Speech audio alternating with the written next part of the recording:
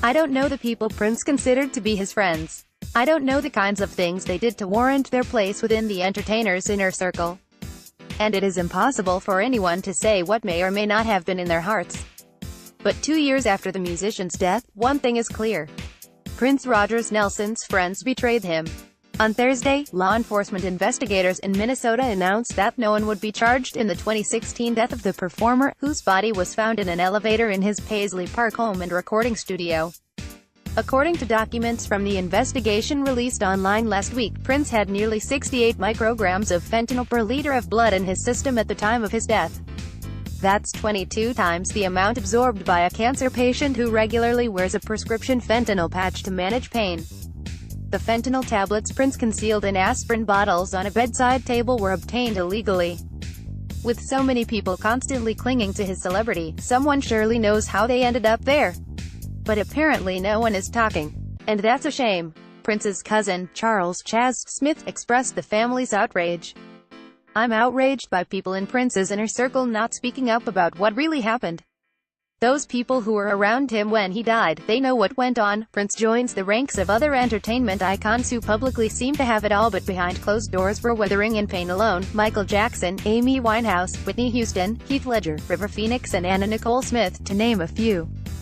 But there's a particular sadness surrounding Prince's death. According to investigators, he apparently did not know he was taking a synthetic opiate that could kill him. While authorities found no indications of foul play, Carver County Attorney Mark Metz said Prince died after unknowingly taking a counterfeit Vicodin pill laced with fentanyl. Prince thought he was taking Vicodin and not fentanyl. Metz said, adding that the counterfeit pills were an exact imitation of Vicodin pills. Prince reportedly suffered with severe hip pain for years. But after a 2-year exhaustive investigation, Metz's office was unable to say definitively how the entertainer got his hands on them. Prince's relatives are outraged, as they should be. I'm outraged by people in Prince's inner circle not speaking up about what really happened, said Smith, Prince's cousin and drummer. Those people who were around him when he died, they know what went on, no doubt. Prince placed his friends in categories as many of us do. The truest friends are the ones whom we tell our deepest secrets. If our car runs out of gas on a deserted road at 3 o'clock in the morning, they are the ones we call. And they would be there in a flash. Then there are friends who appear to be in our inner circle but really are not. We hold back certain information from them, not necessarily because we don't trust them but because haven't invested that much energy in the relationship. We hang out with them on occasion, but we might not talk again for weeks. And there are friends who really aren't friends at all. They are acquaintances. We might call them every now and then to say hello, but the conversation never ventures toward anything too personal. Everyone knows the boundaries and respects each other's space. There is nothing wrong with any of these types of friends, as long as everyone is clear about who fits where. When everyone stays in the right lane, their expectations are appropriate and no one ends up disappointed. Some of us have many other categories of friends as well. And Prince had a fourth type, enablers. That's not unusual for entertainers or anyone, for that matter, who has an addiction. Sometimes enablers think they're doing right by you when they are, in fact, pushing you further down a destructive path. But sometimes, enablers don't care about you at all. They want you to be so dependent on them that you always keep them around. It is possible that Prince had too many of this type of friend in his life. It is not uncommon for addicts to try and keep their addiction secret. Some of them do a great job hiding it, until they can't. At some point, it inevitably becomes obvious. It then becomes incumbent on the friend to decide which category they want to be in.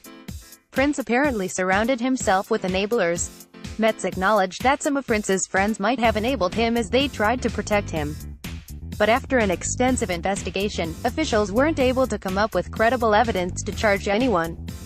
Prince's enablers helped him slip into a doctor's office after hours to get treated for the jitters, when the fentanyl was wearing off. His enablers managed to get him prescription medication for a controlled substance, though not the one that killed him, in someone else's name.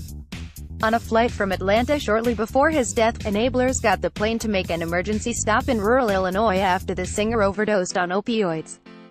After paramedics gave him Narcan on the tarmac to bring him around, the enablers shuffled him back on board and headed home. Yes, Prince certainly was a popular musician who was surrounded by a lot of people. Though those close to him could not, or would not, rescue him from his tragic demise, there was a chance to make up for it in the end. but even after his death, not one of them stepped up to see that justice would be served. Prince, it turns out, had no real friends at all. Glanton at ChicagoTribune.com. Twitter at Darlene related what Prince want.